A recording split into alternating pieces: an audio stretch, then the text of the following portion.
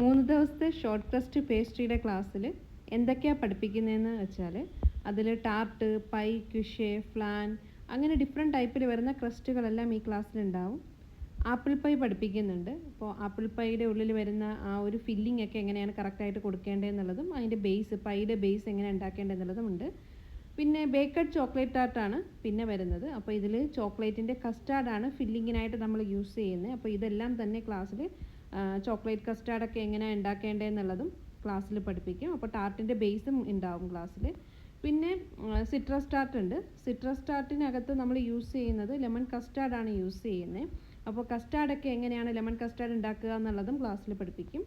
പിന്നെ വരുന്നത് കാരാമലൈസ്ഡ് ബനാന ടാർട്ടാണ്. അപ്പോൾ ബനാനയൊക്കെ നമുക്ക് എങ്ങനെ കാരാമലൈസ്ഡ് ചെയ്യാം എന്നുള്ള അതിൻ്റെ ഫില്ലിങ് എങ്ങനെയാണ് കറക്റ്റായിട്ട് ചെയ്യേണ്ടതെന്നുള്ളതും ഈ ക്ലാസ്സിലുണ്ടാവും. അതുപോലെ തന്നെ പിന്നെ വരുന്നത് കീ ലൈം പൈ ആണ്.